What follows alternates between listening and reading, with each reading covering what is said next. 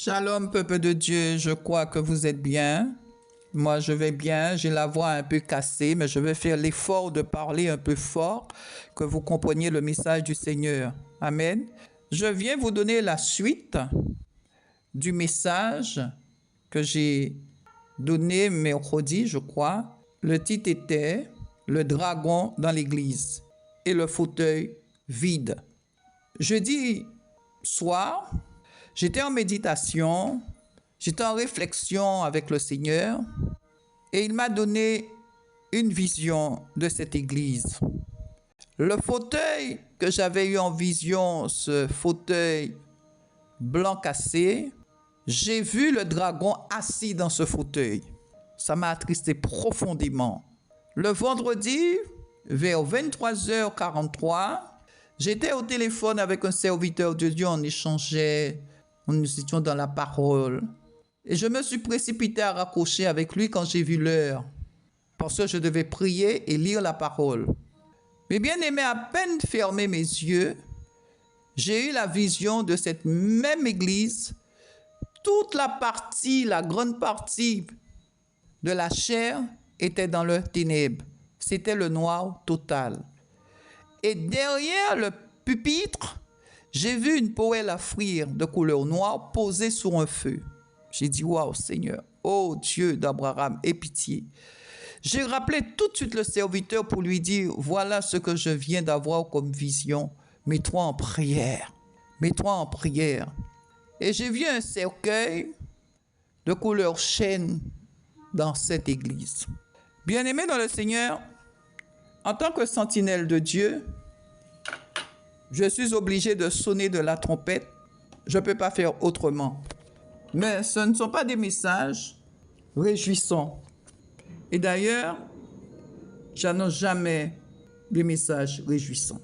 Je me rappelle le 8 octobre 1993, le Seigneur m'avait donné un songe sur cette église et un songe le même jour sur une église évangélique à Grand Camp, bien entendu en Guadeloupe. J'avais partagé ce songe avec ma sœur, mais ça n'a pas été plus loin, parce qu'à l'époque, je me contentais tout simplement d'écrire. Ce n'est qu'en 2004, le Seigneur a commencé à me parler et m'a dit de sortir. Il m'a appelé sentinelle et là, je suis rentré dans mon ministère depuis 2004. Le Seigneur demande à l'Église de prendre 7 jours de jeûne et de rassembler le peuple pour un pardon. De rassembler le peuple pour un pardon commun et de prendre 7 jours de jeûne. Et le Seigneur dit, si vous le faites, il sera au rendez-vous. Et si vous ne le faites pas, il ne sera pas au rendez-vous. J'ai eu 4 personnes qui m'ont posé la question, pourquoi je n'allais pas parler au serviteur pour lui dire ce que Dieu m'a donné. Il n'est pas facile d'aller parler à quelqu'un qui ne croit pas forcément dans les prophéties, qui ne croit pas en ce que vous dites. Mais le Seigneur, dans sa bonté, dans sa miséricorde, a choisi de répandre ce message par le bien de YouTube, par le bien de la vidéo. Le message est déjà arrivé. Donc, mes bien-aimés, je fais ce que Dieu me demande de faire. Vous allez porter un message quand la personne est réceptive, quand la personne est dans le milieu prophétique. La personne va recevoir et la personne va te dire, on fait quoi?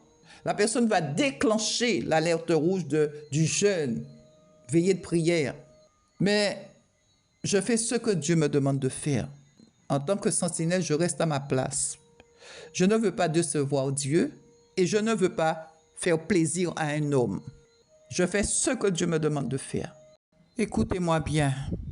Le Seigneur vous dit de déclencher un jeûne de 7 jours. Je me répète. Le Seigneur vous demande de déclencher un jeûne de 7 jours. Le Seigneur vous dit que l'ennemi avait frappé une fois. Mais la deuxième fois, qui est maintenant, l'ennemi ne va pas jouer avec vous. Je me répète. Le Seigneur vous dit que l'ennemi avait déjà frappé une fois et que l'ennemi est revenu pour frapper une deuxième fois. et ce coup sera fatal. De vous ressaisir, de déclencher un jeûne de 7 jours, de vous réunir pour un pardon mutuel. Amen.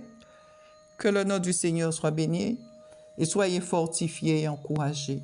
Je vous aime. Shalom.